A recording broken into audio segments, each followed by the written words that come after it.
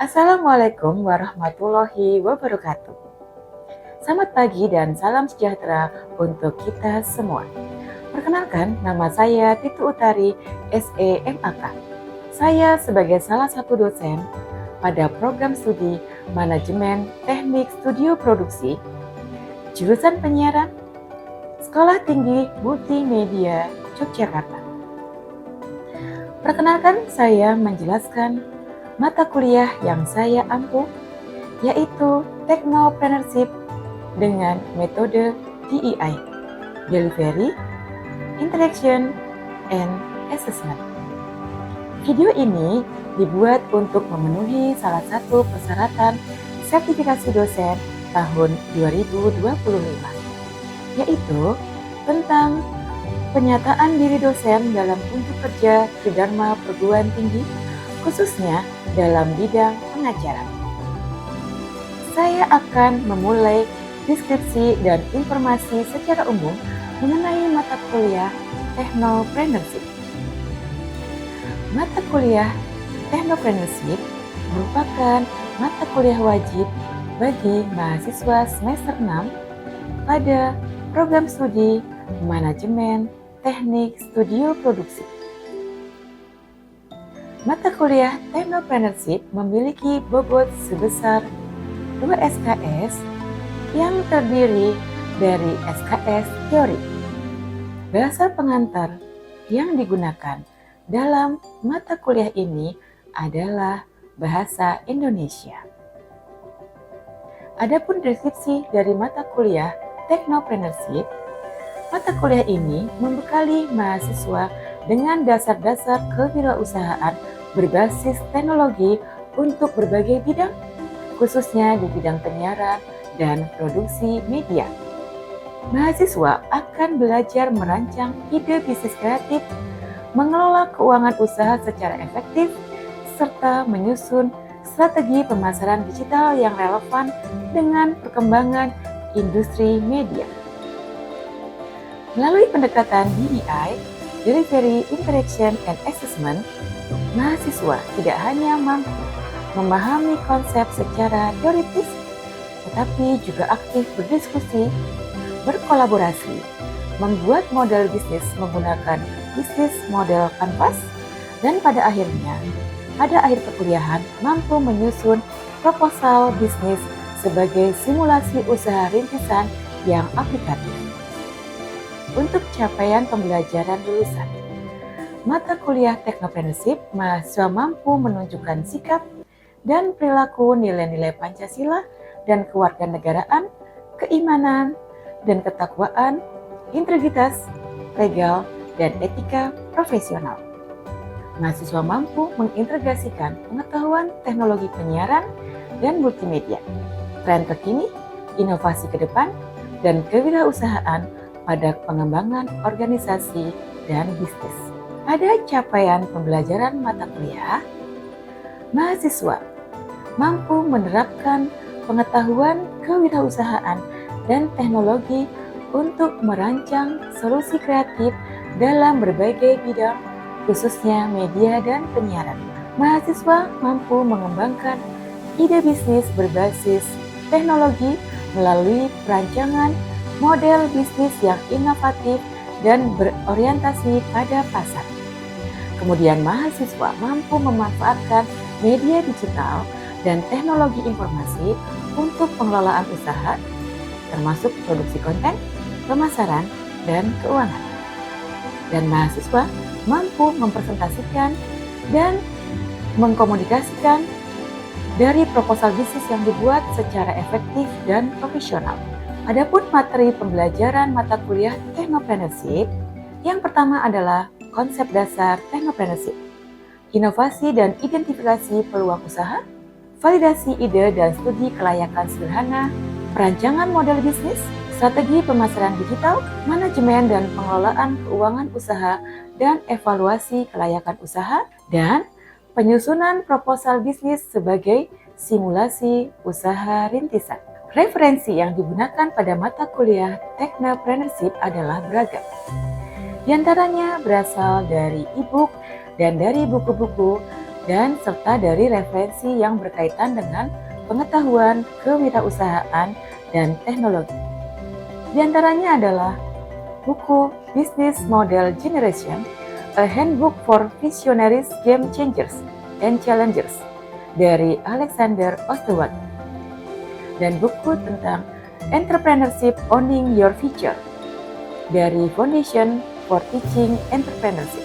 Adapun sistem pembelajaran pada mata kuliah Technopreneurship dilaksanakan secara sinkronus dan asinkronus dengan metode pembelajaran aktif yang mengutamakan peran dan keaktifan mahasiswa dalam proses pembelajarannya, yaitu dengan ceramah, pembelajaran kolaboratif, tanya jawab, small group discussion, dan penugasan mandiri dan kelompok. Bentuk perkuliahan secara sinkronus dilakukan dengan tatap muka di ruang kelas dan kombinasi melalui video conference berupa Google Meet. Sedangkan perkuliahan dengan asinkronus dilakukan melalui Google Classroom untuk memfasilitasi mahasiswa dalam berdiskusi perihal mata kuliah Technopreneurship. Pembelajaran mata kuliah Technopreneurship dilakukan sebanyak 16 kali pertemuan, di mana 7 kali pertemuan pertama dilakukan sebelum ujian tengah semester, kemudian pertemuan ke-8 adalah ujian tengah semester itu sendiri.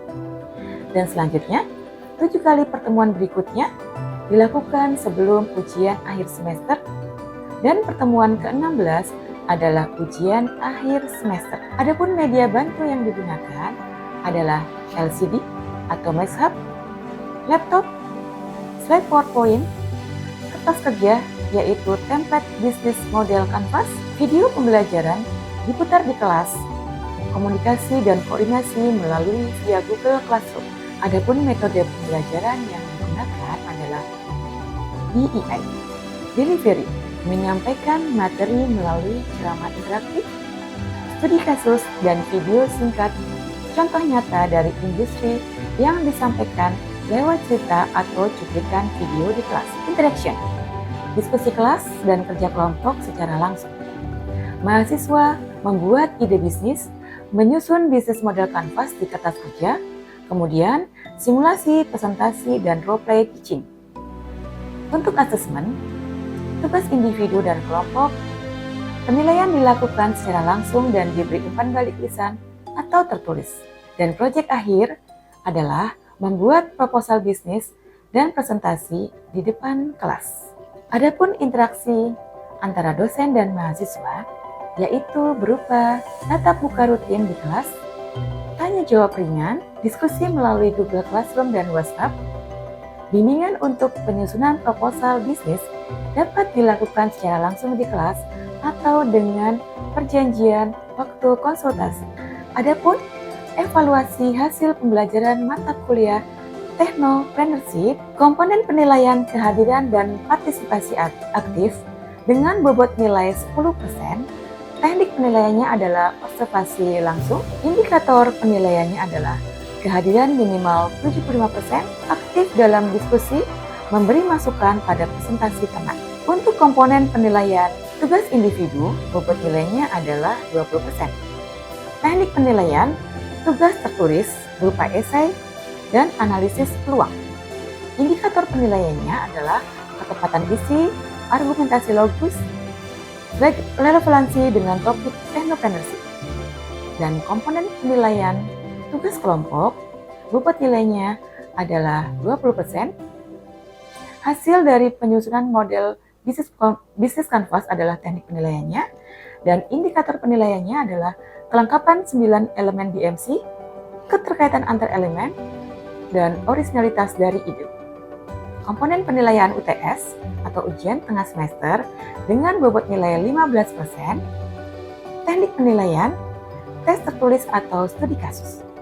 Adapun indikator penilaiannya adalah pemahaman konsep Technopreneurship, inovasi, pemasaran, dan keuangan dasar. Untuk komponen penilaian UAS atau ujian akhir semester, bobot penilaiannya adalah 15%. Tes atau teknik penilaiannya adalah tes atau analisa studi kasus lanjutan. Kemudian, indikator penilaiannya adalah sintesis konsep, pemecahan masalah, dan logika kewirausahaan dalam konteks media. Untuk komponen penilaian tugas proyek akhir berupa proposal bisnis, bobot penilaiannya adalah 20%. Teknik penilaiannya menggunakan presentasi dan dokumen proposal. Indikator penilaiannya berupa struktur proposal, kelayakan ide kreativitas, kelengkapan rencana pemasaran, dan keuangan. Adapun teknik penilaian tambahan berupa umpan balik langsung di kelas setelah presentasi atau latihan. Refleksi akhir perkuliahan misalnya menulis satu hal yang paling berkesan dan bisa diterapkan. Dan tentu saja kuis lisan spontan untuk menjaga keterlibatan. Demikian penjelasan mata kuliah Technopreneurship bagi mahasiswa program studi Manajemen Teknik Studio Produksi jurusan Penyiaran Sekolah Tinggi Multimedia Yogyakarta. Dan selanjutnya saya akan memberikan cuplikan bagaimana proses pengajaran yang saya lakukan secara sinkronus tatap muka di dalam ruang kelas. Selamat menyaksikan. Assalamualaikum warahmatullahi wabarakatuh. Waalaikumsalam warahmatullahi wabarakatuh. Selamat pagi semuanya. Pagi. Dan salam sejahtera untuk kita semua ya. Bagaimana kabar teman-teman semua hari ini? Alhamdulillah. Sudah sarapan belum? Sudah. Alhamdulillah sudah sarapan ya. Baik, untuk menambah semangat teman-teman sekalian, saya akan memberikan pantun. Jangan lupa cakepnya ya. Jalan-jalan ke Mangga 2. Jangan lupa membeli kue pia-pia. Selamat datang teman-teman semua. Marilah kita memulai materi ini dengan semangat dan bahagia. Semangat! Baik, terima kasih ya. Terima kasih teman-teman semua. Sebelum kita memulai materi hari ini, sebaiknya kita berdoa dulu ya. Berdoa menurut agama dan keyakinan masing-masing agar materi hari ini, agar diskusi hari ini berjalan dengan lancar dan bermanfaat. Berdoa mulai. Berdoa selesai. Baik, terima kasih teman-teman semua. Hari ini kita ada materi di mata kuliah Technopreneurship adalah mengembangkan model bisnis dengan bisnis model kanvas, begitu ya. Sebelum kita masuk ke materi hari ini, saya mau review dulu ya. Di sini masih ada yang ingat gak sih materi yang kemarin ya, Mas Arjun ya? Atau mungkin ada yang sudah move on? Apa yang kita kerjakan di minggu yang lalu, Mas Arjun? Minggu yang lalu itu Ya. kami sudah mendapatkan ide bisnis Ya. dan sudah menganalisis kelayakan ide bisnis tersebut dengan analisa SWOT. Wah, hebat sekali. Ternyata kelompok Mas Arjun sudah mendapatkan ide bisnisnya dan juga malah sudah menganalisa ide bisnisnya dengan analisa SWOT, ya, menganalisis kelayakan idenya. Berarti layak ya idenya ya? Layak. Nah, baiklah. Kalau gitu berarti semua yang di sini kelompoknya sudah punya ide bisnis kan ya? Sudah. Sudah dianalisa minggu yang lalu? Sudah. Wah, kalian benar-benar hebat ya. Hebat sekali. Baiklah, kalau gitu pertanyaan berikutnya adalah ide bisnis udah, analisis kelayakan udah ya kan? Pertanyaan adalah gimana caranya mengeksekusi ide bisnis tersebut? Gitu kan ya? Ya, Bu. Atau mungkin gini pertanyaannya, punya ide bisnis, sudah dianalisis kelayakannya layak. Lalu pertanyaannya gimana cara mengembangkan ide bisnis tersebut menjadi terstruktur? Gitu kan ya? Ya, Bu. Tenang saja, semua pertanyaan ada jawabannya, ya kan? Jawabannya adalah dengan model bisnis. Apa itu model bisnis? Model bisnis adalah cara sebuah organisasi menciptakan, create, menyampaikan, deliver, dan menangkap nilai capture value kepada pelanggannya, begitu ya. Kemudian ada contoh ilustratif nih ya. Contohnya adalah bagaimana sih Netflix atau TikTok gitu ya menciptakan nilai bagi pelanggan dan gimana cara menghasilkan keuntungan.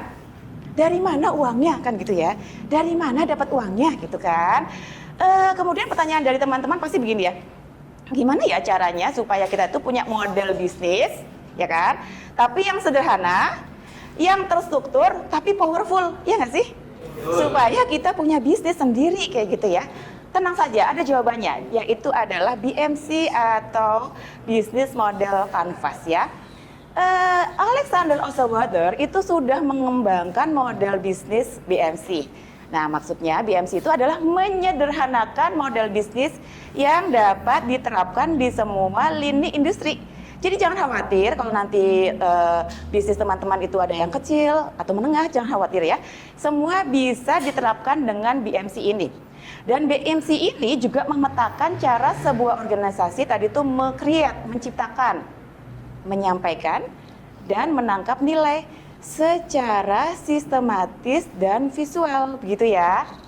Jadi ada 9 komponen utama di dalam BMC. Saya gambarkan seperti ini. Nah, komponennya seperti ini ya. Di dalam 9 elemen ini, itu yang di tengah-tengah adalah value proposition, gitu ya. Kenapa sih value proposition ini bentuknya seperti hadiah? Ada yang bisa jawab mungkin? Iya, Mas Faiz. Kenapa? Gimana itu? Value proposition itu sebenarnya karena kita kan sebagai penjual atau yang ngasih jasa atau yang ngasih barang gitu, itu kan pasti harus ngasih yang terbaik buat customer kan. Iya. Nanti kalau kita kasih yang terbaik, customer juga senang. Jadi kayak seolah-olah kita ngasih kado customer. Oh, bagus sekali ya jawabannya, bagus sekali ya. Jadi customer itu menurut Mas Faiz, jawabannya tepat ya, akan merasa bahagia seperti mendapatkan hadiah, ya kan? Karena produk atau jasa kita itu yang pertama harus mensolusikan dari masalah customer. Yang kedua harus menawarkan nilai keunikan atau nilai lebih kepada customernya. Makanya bentuknya seperti hati. Dan yang sisi sebelah customer itu ada 3 elemen, yaitu customer segment. Segmennya siapa aja gitu ya, target pasarnya siapa aja gitu ya. Terus ada customer relationship, itu bentuknya hati. Ya, karena hubungan dengan pelanggan itu harus pakai hati ya, supaya pelanggan itu loyal kepada kita. Terus kemudian ada channel adalah cara mendistribusikan barang atau jasa kita kepada pelanggan. Kemudian di sisi sebelah kiri adalah sisi infrastruktur, itu dari sisi perusahaan, itu adalah key activities. Apa sih aktivitas utama dari perusahaan kita? Kemudian ada key resources. Key resources adalah sumber daya utama kita itu apa gitu ya. Ada key partner, mitra utama. Mitra utama itu berperan agar pengelolaan usaha kita itu berjalan secara efisien, ya kan? Karena kan ada hal-hal komponen yang tidak kita miliki, yang kita butuh key partners gitu ya. Kemudian yang di bawah adalah sisi finance ya. Tadi itu ya. Cost structure, biaya-biaya utama apa yang dikeluarkan harus dicatat semuanya. Kemudian di sebelah kanan adalah review stream. Dari mana dapat uangnya perusahaan? Nah ini ya, dari review stream gitu ya. Review stream itu adalah pendapatan-pendapatan yang didapatkan oleh perusahaan dari mengelola bisnisnya gitu. Lalu kita masuk ke sini ya. Di setiap elemennya itu harus berhubungan ya. Harus berhubungan dan harus saling mendukung. Jadi dari sisi infrastruktur itu semua dipersembahkan untuk hadiah value proposition untuk pelanggan. Dan hadiahnya itu dipersembahkan kepada customer di sisi sebelah kanan. Dan jangan lupa, sisi finance itu mendukung pengelolaan dari perusahaan. Begitu ya. Kemudian saya ambil contoh dari TikTok Business Model Canvas. Tadi kan di awal gimana sih caranya TikTok atau Netflix itu mencapai value proposition atau mencapai nilai yang ditawarkan dan bagaimana cara mereka mendapatkan keuntungan kan gitu ya pertanyaannya. Dan ini jawabannya. TikTok itu punya model canvas sendiri. Jadi di situ ada value proposition. Jadi nilai yang ditawarkan oleh TikTok itu adalah short form videos, ya kan? Creative tools, ada personalized feed, ada community, ada entertainment, kemudian ada monetization of content for creator. Ini adalah 6 ya. Justru dia punya 6 ya, punya 6 jasa yang ditawarkan kepada customernya begitu. Terus kemudian customer hubungannya dengan pelanggan seperti apa? Oh, ada interactive features, ada community guidelines, ada creator support, ada customer service. Itu adalah hubungan dengan pelanggan. Kemudian channelnya bisa mobile app, website, sosial media, sama partnership.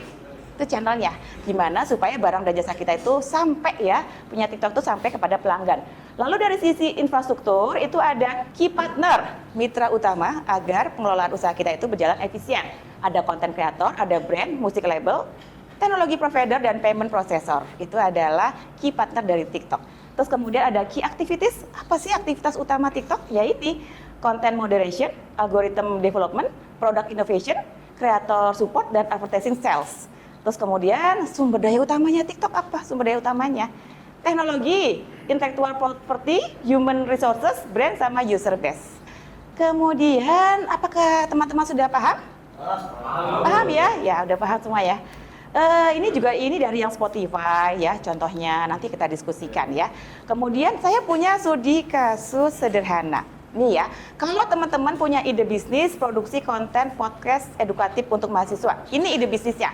Lalu saya meminta teman-teman mahasiswa itu untuk mengisi 3 atau 5 elemen kayak gitu ya, yang ada di dalam ya BMC. Nah ini ya, ini kan idenya nih, produksi konten podcast edukatif untuk mahasiswa. Siapa kira-kira yang berkenan untuk mengisi elemen-elemen di BMC ini? Pasti ada dong. Oh iya, Mas Arjun. Apa yang mau diisi, yang sebelah mana? Yang customer segmen. Customer segmen, target pasarnya siapa? Mahasiswa perguruan tinggi. Iya, betul. S1 atau D3. Iya.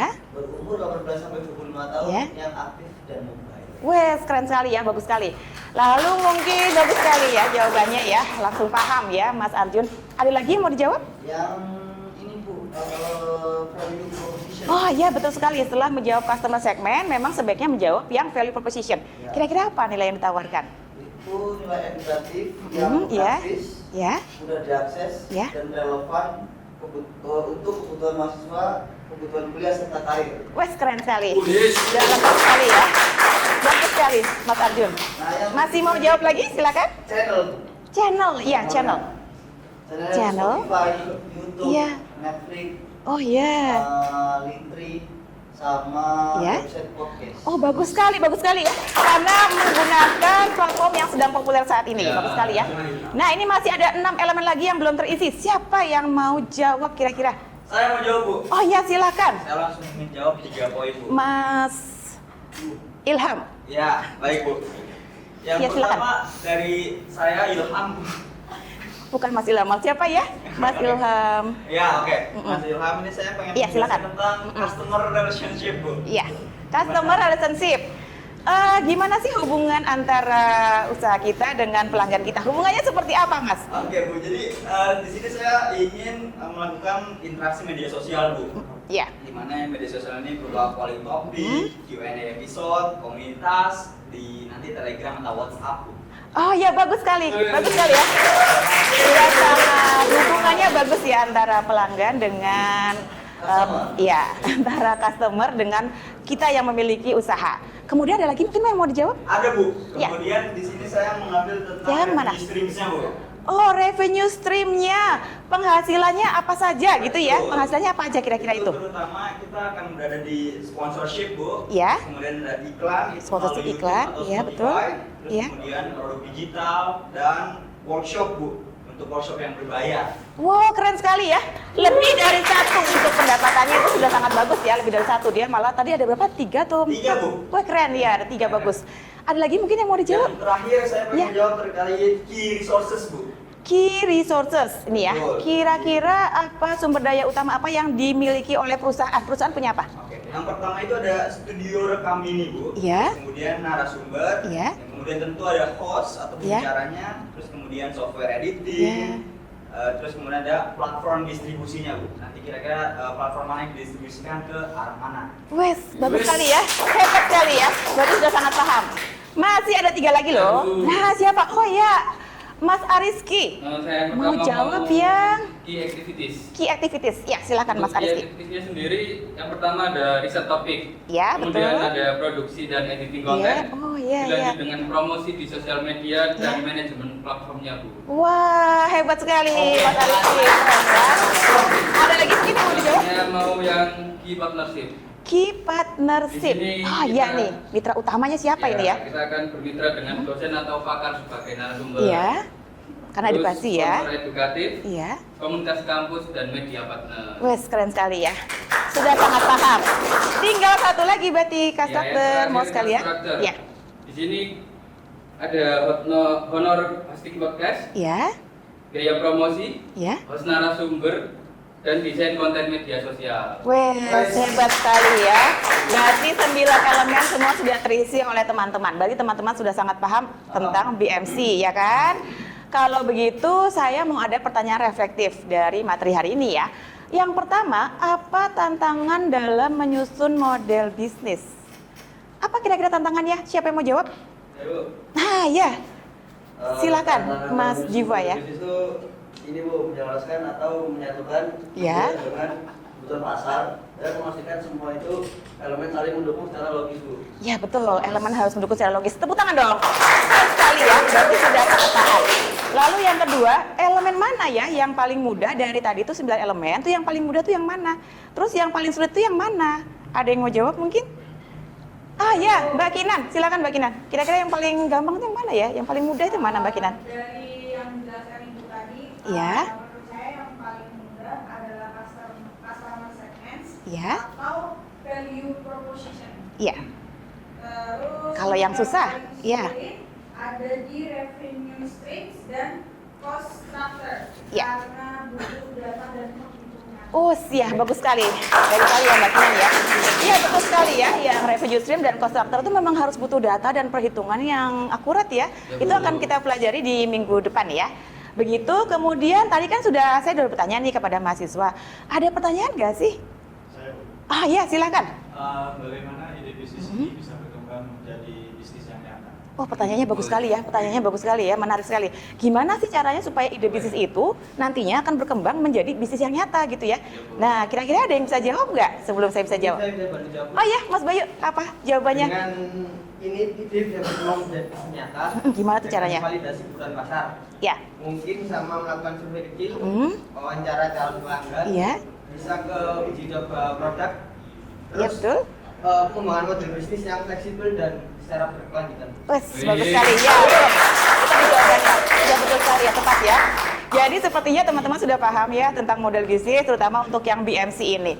Oleh karena itu, saya akan memberikan seperti biasa ya, memberikan tugas yang minggu depan itu nanti dipresentasikan. Tugasnya adalah membuat BMC, ya kan? Menarik kan ya? Dan jangan lupa minggu depan nanti BMC itu akan dipresentasikan menurut kelompok masing-masing. Pasti udah bisa lah ya, karena hari ini kan sudah paham semua. Begitu kemudian, nah sampailah kita pada kesimpulan ya. Kesimpulan yang pertama, BMC memudahkan perencanaan bisnis secara sederhana dan terstruktur. Setuju nggak? Setuju ya, jangan sederhana dan terstruktur ya kan. Yang kedua, BMC terdiri dari 9 elemen yang saling terhubung untuk menggambarkan ide usaha. Setuju? Setuju ya. Yang ketiga, cocok digunakan untuk merancang dan mengembangkan semua bisnis kreatif, termasuk bidang media dan penyiaran. Setuju? Setuju. Setuju banget ya. Kemudian yang keempat, nah berhubungan dengan tugas teman-teman untuk yang di minggu depan, nanti mahasiswa itu diharapkan mampu menyusun dan mengembangkan BMC. Nanti BMC itu akan dijadikan dasar proposal usaha rintisan. Proposal bisnis rintisan itu akan menjadi proyek terakhir kita di mata kuliah Technopreneurship. Begitu ya. Semua sudah siap ya? Sudah paham semua ya? Baik, kalau begitu sampailah kita pada penutup. Nah, ini ada kata-kata penutup dari saya ini ya. Kita tidak harus hebat untuk memulai, tapi apa? Kita harus mulai untuk menjadi hebat. Terima kasih semuanya, terima kasih atas kehadirannya, terima kasih atas perhatiannya. Kalau gitu materi hari ini saya tutup ya. Wassalamualaikum warahmatullahi wabarakatuh. Waalaikumsalam warahmatullahi wabarakatuh. Sampai bertemu lagi di minggu depan. Demikian deskripsi singkat dan cuplikan dari proses pengajaran dari mata kuliah Technopreneurship yang saya ampuh. Semoga dapat memberikan gambaran mengenai pengajaran yang saya lakukan. Saya mengucapkan terima kasih kepada seluruh tim penilai dan seluruh panitia sertifikasi dosen tahun 2025. Tidak lupa juga saya mengucapkan terima kasih kepada Sekolah Tinggi Multimedia Yogyakarta, rekan sejawat dosen, dan rekan-rekan mahasiswa. Demikian yang dapat saya sampaikan. Saya mohon maaf yang sebesar-besarnya atas kekurangan dan kesalahan yang saya perbuat. Saya akhiri dengan pantun. Di kota Jogja banyak melati. Melati putih untuk seremoni. Kepada seluruh tim penilai dan panitia yang saya hormati. Terima kasih banyak telah berkenan menyimak video ini. Wassalamualaikum warahmatullahi wabarakatuh.